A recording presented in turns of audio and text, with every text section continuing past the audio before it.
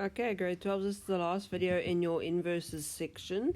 It just discusses the category of the inverses, whether they are functions or not. So for your one-to-one functions, your straight line and your exponential, their inverses will always be functions. So that's something you can study. The inverses of one-to-one functions are always functions as well. But then the parabola as a function is a many-to-one. So the inverse graph will be a one-to-many, which means it's not a function. So this becomes a problem, so we've got to fix it.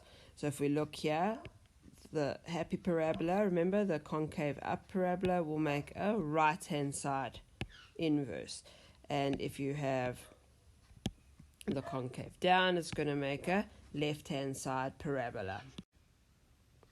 Okay, so we're going to have to restrict the parabola in such a way that its inverse will become a function. And what I mean by restrict is we're going to have to adapt the way we draw it. So this is something that you can study as well. It doesn't change at school level. So every situation will be the same. So there's two ways of restricting your parabola. We always restrict the domain of your parabola. In other words, how we draw the original parabola. So the original parabola is supposed to have two arms. We would only draw the positive arm here. So x must be positive or 0, greater than or equal to 0. So that positive arm there, we won't draw the negative arm.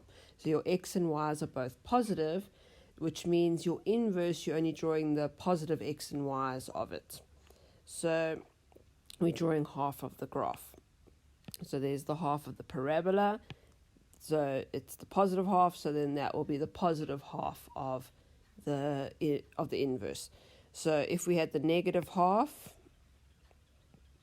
all right, then we'd have that bottom piece, because that would be negative x, so then that would be negative y values, because x's and y's swap when we reflect in the line y equals x.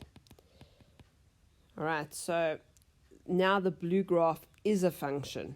So we've adapted the parabola to make sure its inverse piece is a function. So I know it doesn't quite look like a parabola, but it is still mathematically a parabola, just with a restricted domain. All right, so, and remember the parabola inverse is plus minus the root of x in this case. So we only want the positive piece of that root. We don't want the negative arm. So when we look at the second option, we can restrict using the negative side, where x is less than or equal to 0. So we work with the negative arm, where x's are negative, y's are still positive. So then our negative arm of our inverse, so if your x's were negative, your y's were positive, it's going to switch around for your inverse. Your y's become negative, your x's are positive. So then you know you're drawing the bottom piece of the inverse. Right, so again, imagine if we had the rest of it. That's what we'd have. Right, let's do that better. So we'd have that and we'd have that. So we are getting rid of the positive pieces. So we're only drawing the negative pieces. So your equation y equals plus minus the root of x will be y equals just the negative root of x. It's the negative arm. And that's how you restrict them. There's no other ways to work with it. Even if you have, let's say, y equals 2x squared, your domain, you're still going to restrict it.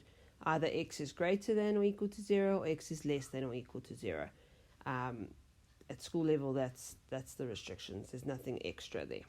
Right, so you can work on exercise 4. The questions for exercise 4 are in the notes. And exercise 5 as well.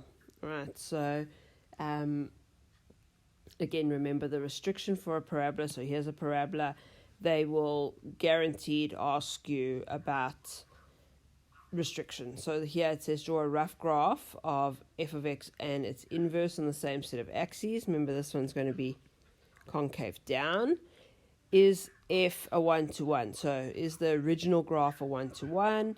and then write down 2 possible restrictions on the domain so that the inverse will be a function. And with that, it's the same restrictions as before. And then draw your rough sketches of the different versions. You're just copying what we did in the example.